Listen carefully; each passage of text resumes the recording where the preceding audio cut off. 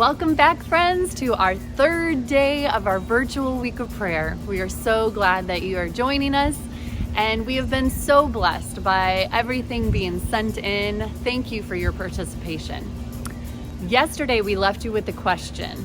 The question was, what are the qualities of a good friend? And we had David from Louisville write in and say that he believes trust is very important in a friendship. And then Amber sent in this video to tell us what qualities she finds are important in a friendship. I think that some of the qualities in a good friend is you need to be kind and trustworthy, because you want somebody who can lean on you and who you can lean on them. And somebody who is loyal and doesn't go and tell your secrets that you tell them to everybody they meet. The theme for today is pressing on together. Pastor Greg is going to share what that means to him in just a little bit, but we have some awesome things to share from around the conference before that. So sit back and enjoy. Hello guys, my name is Rohan Rabel Morris. I am from Memphis Junior Academy. I am 8 years old. Today I will be reciting Psalm 23. The Lord is my shepherd, I shall not want. He maketh me to lie down in green pastures. He leadeth me in still waters. He restore my soul. He leadeth me in the paths of righteousness for his name's sake.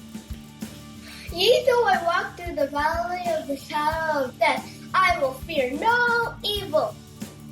For thou art with me, for thy rod and thy staff, they comfort me.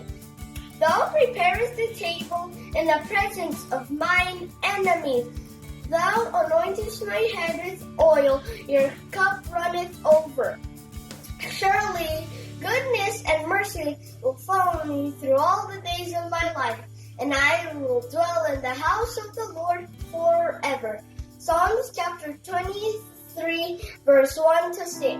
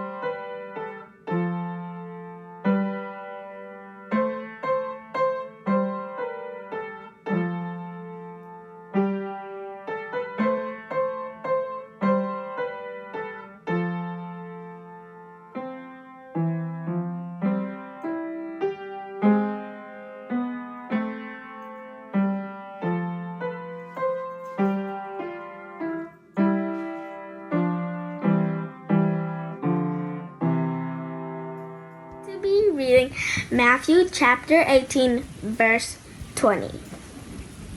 For where two or three are gathered together in my name, there I am in the midst of them.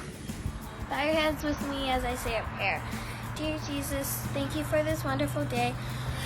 Please help the world as we're going through this pandemic, and we know that you are going to end it, and that by your grace, we will be alive when you come, and please come soon so that all the evil in this world will end. And please help our teachers as they are having to prepare work for the students, and please help the students as we are busy doing our work. And please help the schools as they don't have anybody there to teach. Amen.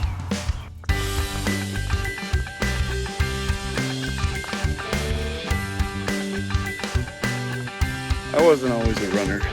In fact, I didn't always even like running.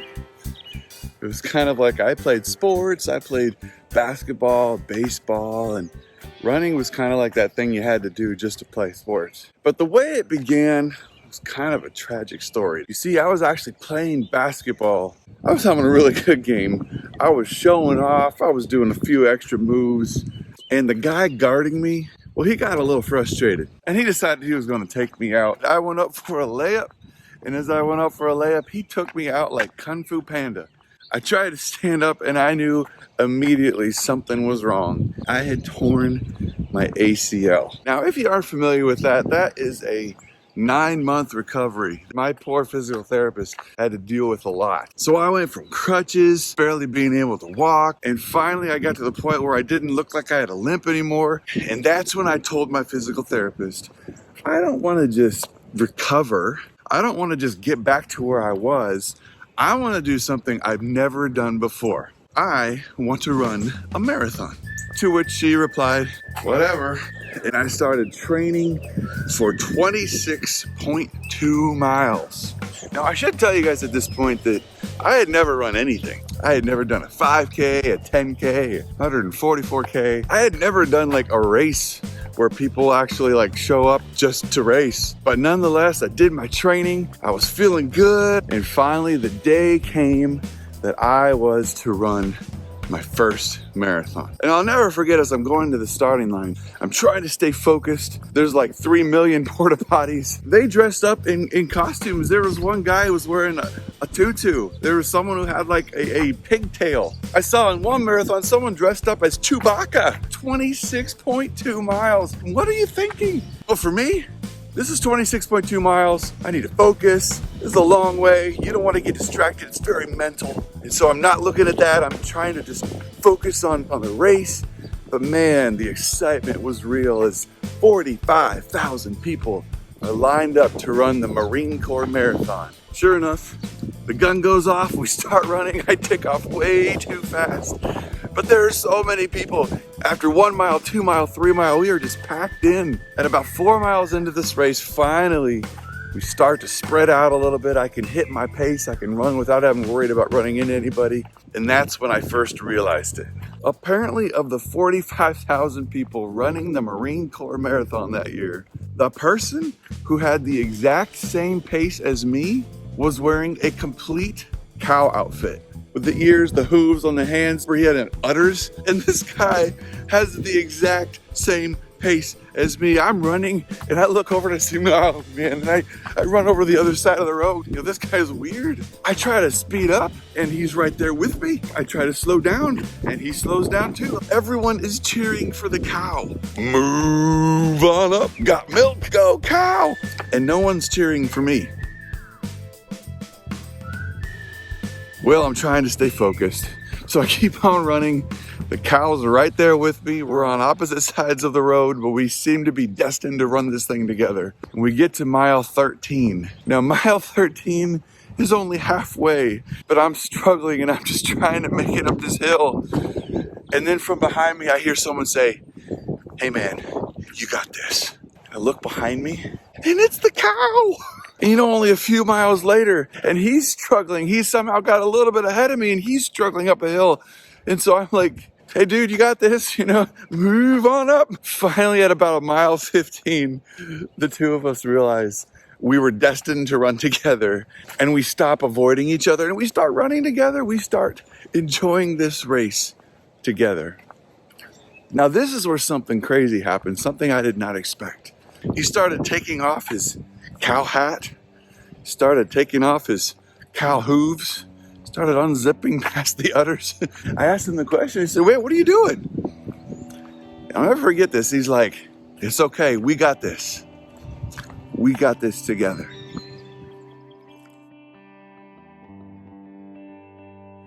Our theme this week has been pressing on. Today's sub-theme is this, pressing on together. You know, people will do a lot of crazy things for encouragement, for attention, just to get friendship, to get love, to get acceptance. People will make fun of others. They'll belittle people. They'll maybe even get into drug scenes. They'll start doing all kinds of things just to get attention, just to get community, just to get someone to notice them. And I learned very quickly that in this race of life, we desperately need someone to be there for us, to lift us up, to minister to us. We need encouragement. As we got further and further and further into the race, there was a guy in front of me, and on his bib, he had the name Greg written. So someone on the side of the road said, "Go, Greg." And I knew it wasn't for me, but I needed it. I was like, thank you, because I needed it. This race is hard. This life is hard. And that's when I started to realize something. The cow, all he needed was encouragement. When he had me to encourage him, he no longer needed those other things.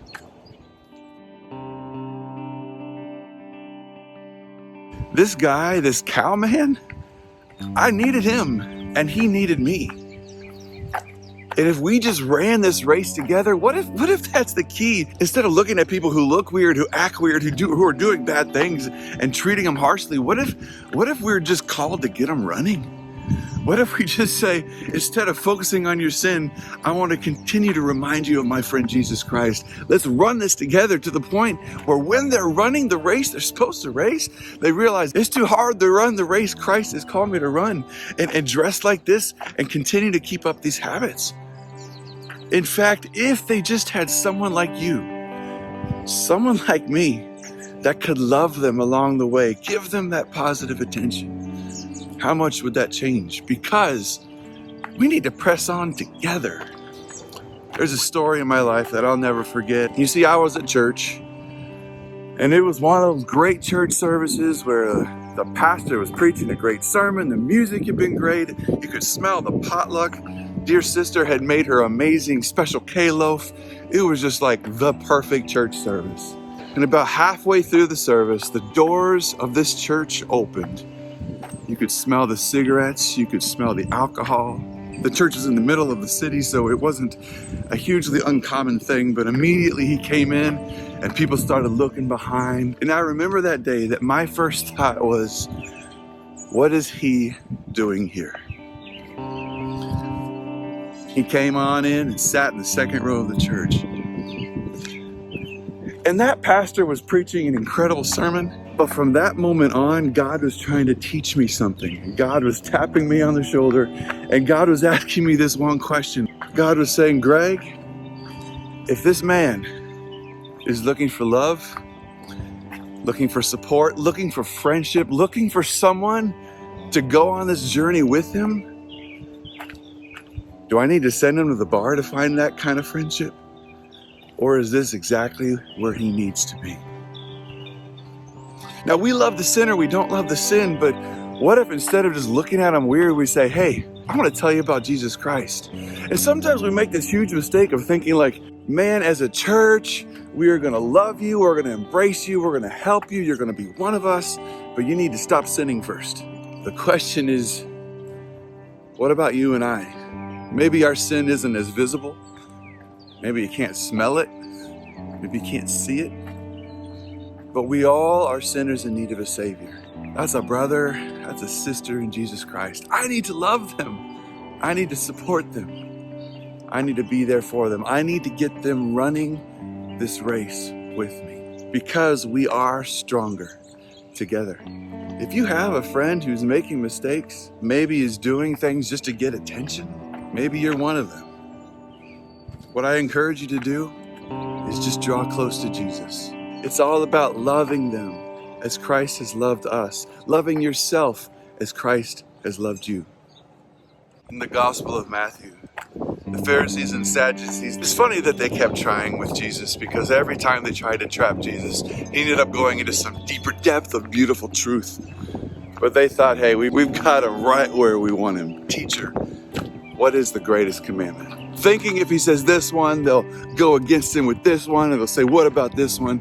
We've got him. Teacher, what is the greatest commandment? To which Jesus looks at them and responds, love the Lord your God with all your heart, all your soul, and all your mind, and love your neighbor as yourself.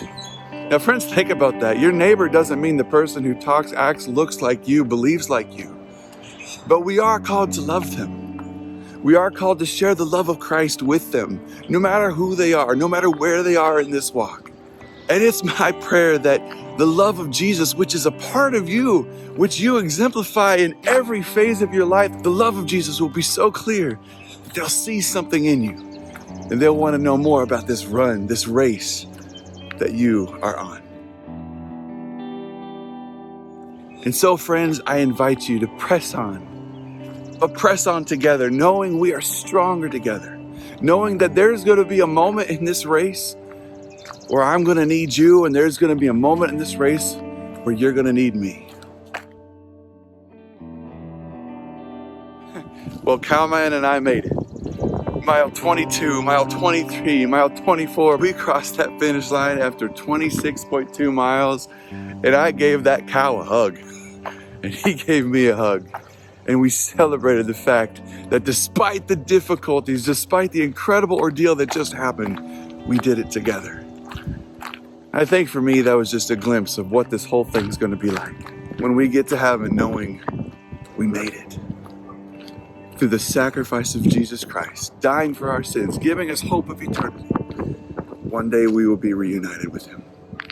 So that's my prayer for you today. Run the race, run it together, support each other along the way, and I'll see you at the finish line.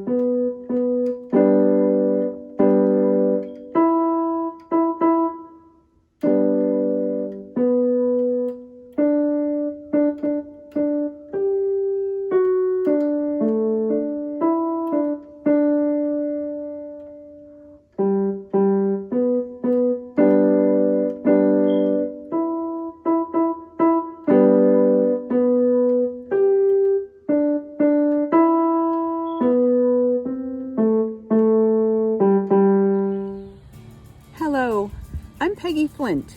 You maybe don't know me, but I do know you. I work at the conference office in the Office of Education, and I've so enjoyed seeing your faces and hearing your voices this week. Thank you for participating and being here with us. I wanted to remind you of a pretty nifty story in the Bible about Daniel. Daniel had been taken captive by Nebuchadnezzar, he and some other young, bright men from Judah. And in fact, Nebuchadnezzar brought them directly to his own courthouse, and he wanted them to learn what it was to be Babylonian. He wanted to change their language. He wanted to change their diet, their God, everything. In fact, he gave Daniel a new name, Belteshazzar, which meant like son of Baal or something like that. But you know what Daniel meant? Daniel meant that he belonged to God, that he trusted God. He was God's. And so in his heart and in his mind, he remained true to God. And one of the first things that he did was drew a line of resistance. When the king wanted to present them with all this wonderful, rich food, Daniel said, no. He drew a line of resistance. He said, what goes into my mind and into my body is important, and I want to remain true to God. I want to make sure that my appetites do not influence me in ways that are not good for me. So he drew that line of resistance. You know another line that Daniel drew? He drew a line of dependence on God. Every day he prayed. First thing in the morning, he prayed. At noon, he prayed. At night before bed, he prayed. Prayer is a critical and important thing, and I want to encourage you, like Daniel, to draw your line of dependence on God. Seek his wisdom every day in the Bible and pray to him the first thing when you wake up every morning. There was another line that Daniel drew too, and that was the line of confidence. He knew who he belonged to. He knew that God was his God, and he knew who he served. And those three lines were like three lines that formed a beautiful triangle. And right inside of that triangle was Daniel's personal and private life. And God knows exactly who you are inside and what your private life is all about. And everything outside of your private life is the influence that you have. And do you know that Daniel's influence was so profound? Not only are there wonderful stories about him in the Bible, surviving the lion's den, you remember that one, but Daniel wrote some really wonderful prophecies that help us understand the times we're living in right now. And Daniel influenced 3 important leaders to give their lives to God. Isn't that incredible? Draw your lines. Draw your lines of resistance, of what you will allow in, of dependence on God in your prayer life and your study life, and your line of confidence of who you belong to and who you serve. Thank you for being here. I'm praying for you. We hope you've been blessed today, and we want to leave you with the question, what is a bad habit that God has helped you overcome? Because tomorrow's theme is pressing on by letting go.